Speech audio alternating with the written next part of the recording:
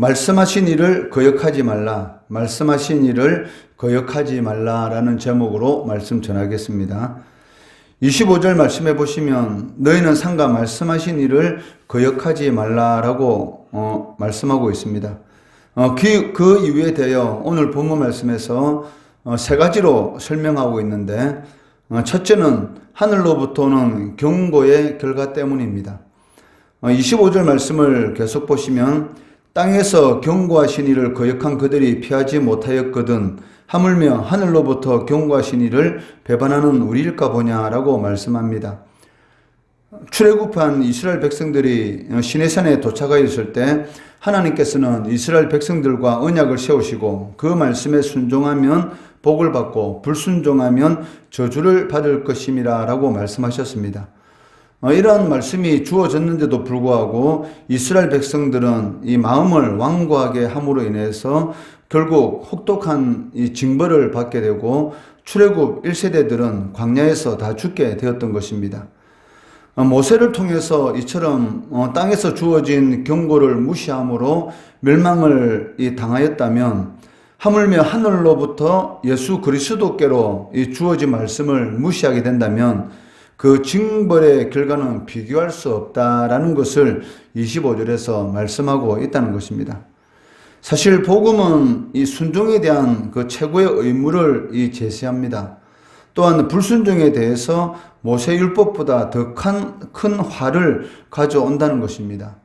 윌리엄 바클레이 목사는 인간이 율법의 불완전한 메시지를 무시한 일로 정죄를 받아야 한다면 복음의 완전한 메시지를 무시한 일은 얼마나 더 큰 정죄를 받을 만하겠는가라고 말씀하고 있습니다.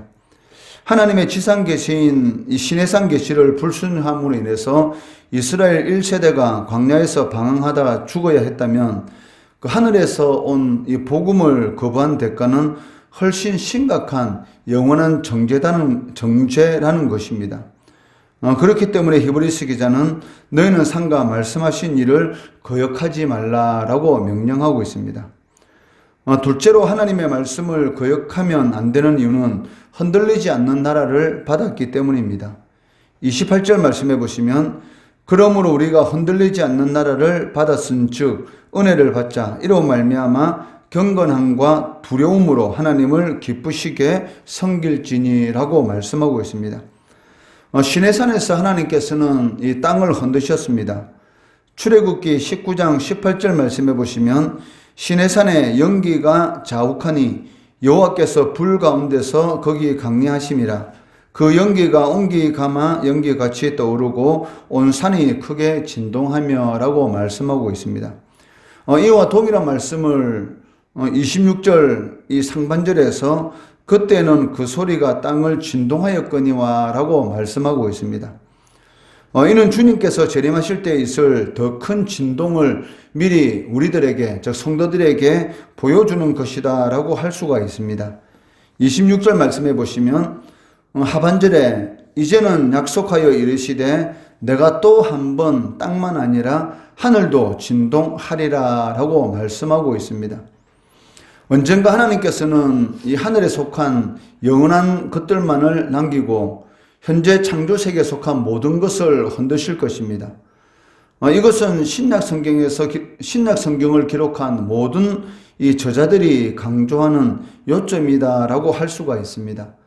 요한일서 2장 17절 말씀해 보시면 이 세상도 그 종력도 지나가되 오직 하나님의 뜻을 행하는 자는 영원히 거하느니라 라고 말씀하고 있습니다. 사람들이 이 목적으로 삼고 살아가는 모든 것이 있습니다. 또한 그들이 얻으려고 애쓰는 이 세상의 모든 것들, 이러한 것들은 결국 사라져 버릴 것이지만 오직 하나님의 뜻을 행하는 자는 영원히 거한다라고 말씀하고 있다는 것입니다. 베드로도 그리스도께서 재림하실 때에 세상에 임할 심판에 대해서 기록하고 있는데 베드로 후서 3장 10절 말씀해 보시면 그러나 주의 날이 도둑같이 오리니 그날에는 하늘이 큰 소리로 떠나가고 물질이 뜨거운 불에 풀어지고 땅과 그 중에 있는 모든 일이 드러나리로다 라고 말씀하고 있습니다. 히브리서가 기록될 당시 이 로마는 당시에 알려져 있던 모든 세계를 지배하고 있었습니다. 아마 그 당시에 로마 제국만큼 영원한 것으로 인정받을 만한 그러한 것은 없었을 것입니다. 그때 사람들에게 로마 제국과 기독교 가운데 어느 것이 끝까지 남겠느냐라고 질문하였다면 아마 사람들은 웃고 말았을 것입니다. 그렇지만 영원할 것만 같았던 이 로마 제국은 이교도의 침략을 받아서 항폐해졌고 그 땅에 있는 모든 조각상들은 땅에 넘어져서 산산조각 깨어졌고 아름다운 건물들은 약탈당하고 불에 타 폐허가 되고 말았습니다. 그러나 하늘에서 들려온 예수 그리스도의 이 복음은 오늘날까지 지속되고 있고 영원히 지속될 것이라는 것입니다. 이사야 40장 6절에서 8절 말씀해 보시면 말하는 자의 소리여 이르되 외치라 대답하되 내가 무엇이라 외치리까 하니 이르되 모든 육체는 풀이요 그의 모든 아름다움은 들의 꽃과 같으니 풀은 마르고 꽃이 시듬은 여호와의 기운이 그 위에 붐이라. 이 백성은 실로 풀이로다. 풀은 마르고 꽃은 시드나 우리 하나님의 말씀은 영원히 서리라 하라라고 말씀하고 있습니다. 시내산에 강림하셨을 때 땅을 흔드신 하나님께서는 그리스도께서 영광과 권능으로 다시 오시는 때에 하늘과 땅을 흔드실 것입니다. 이 세상의 모든 것은 사라지고 그리고 소망과 꿈, 안정과 구원의 근거를 이 세상에 두고 살아갔던 사람들은 세상과 함께 완전히 멸망하는 자신을 분명히 발견하게 될 것입니다.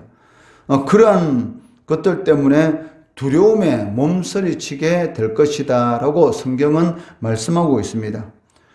그러므로 히브리서 기자는 흔들리지 않는 나라를 상속받은 성도들은 어떠한 경우라도 하나님께 감사하라라고 명령하고 있습니다. 28절에 은혜를 받자라는 이 말은 감사하자라는 그런 의미를 가지고 있다는 것입니다. 왜냐하면 하늘과 땅이 흔들리는 마지막 심판의 날에 흔들리지 않는 그러한 나라를 영광 가운데서 성도들은 누리고 있기 때문에 어떤 상황 가운데 있을지라도 감사해야 한다는 것입니다. 셋째로 하나님의 말씀을 거역하면 안 되는 이유는 하나님은 소멸하는 불이시기 때문이다 라고 말씀하고 있습니다. 29절 말씀해 보시면 우리 하나님은 소멸하는 불이심이라 라고 말씀합니다. 이 말씀은 그 신명기 4장 23절 24절의 말씀을 인용한 것입니다. 너희는 스스로 삼가 너희 하나님 여호와께서 너희와 세우신 언약을 잊지 말고 내 하나님 여호와께서 금하신 어떤 형상의 우상도 조각하지 말라. 내 하나님 여호와는 소멸하는 불이시요 질투하시는 하나님이시니라 라고 말씀하고 있습니다. 이스라엘 백성들은 우상을 만들지 말라는 이 하나님의 말씀을 무시하고 우상을 만들 뿐만 아니라 경배함으로 결국 하나님의 징계를 받게 되었습니다. 이스라엘 백성들이 우상을 만든 이유는 무엇입니까? 우상은 무인격적인 존재이기 때문입니다. 이 말은 요구하는 것이 없다라는 그러한 의미를 가지고 있습니다.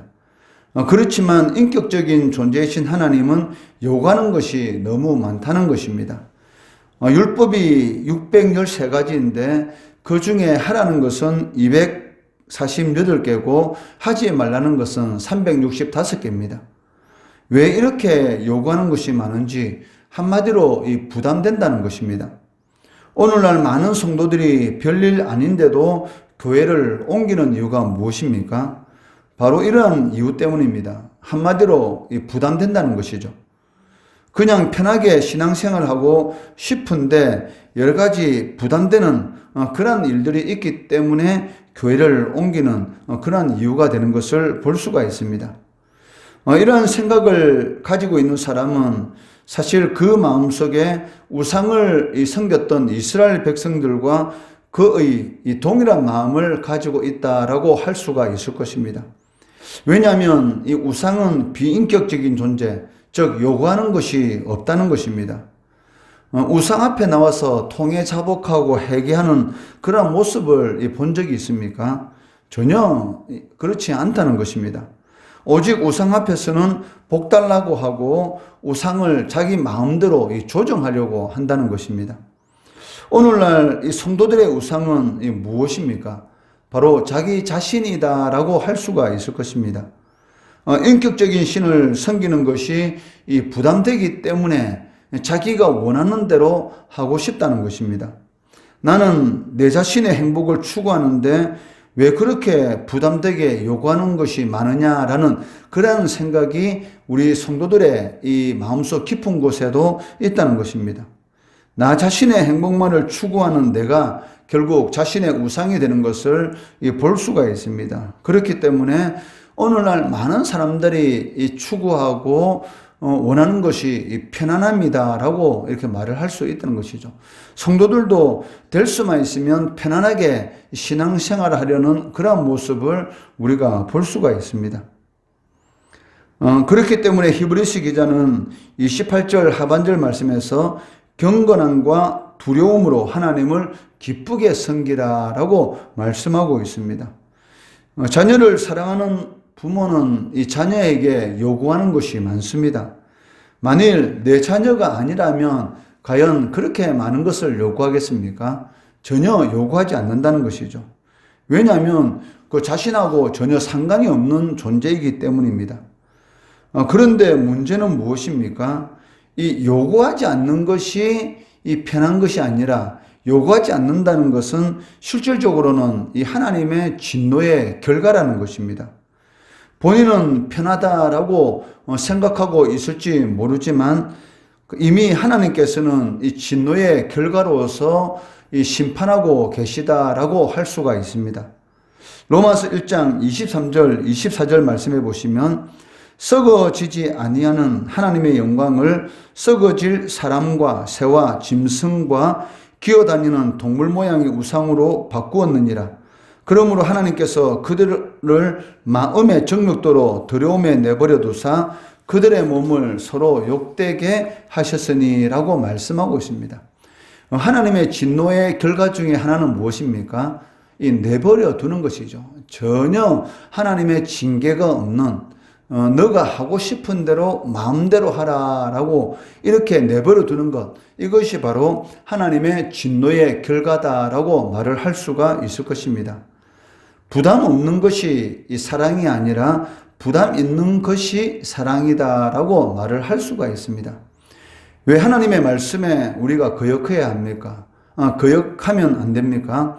오늘 세 가지를 이렇게 살펴봤는데, 첫째는 그 하늘로부터 오는 경고를 거역하였을 때의 결과를 성경은 말씀하고 있기 때문입니다. 둘째는 성도는 흔들리지 않는 나라를 받은 자들이기 때문이고, 셋째는 하나님은 사랑의 하나님이시지만 동시에 소멸하는 불이시기 때문입니다. 하나님께서 말씀하실 때 아멘으로 순종하게 되면 하나님께서는 흔들리지 않는 그런 나라를 소유하도록 하신 하나님의 자녀들에게 풍성한 은혜와 이 복을 주신다는 것입니다. 이러한 은혜를 누리시는 그리고 그런 은혜를 누리기 위해서 하나님의 말씀에 순종하는 우리 성도 되시기를 주의 이름으로 축원합니다.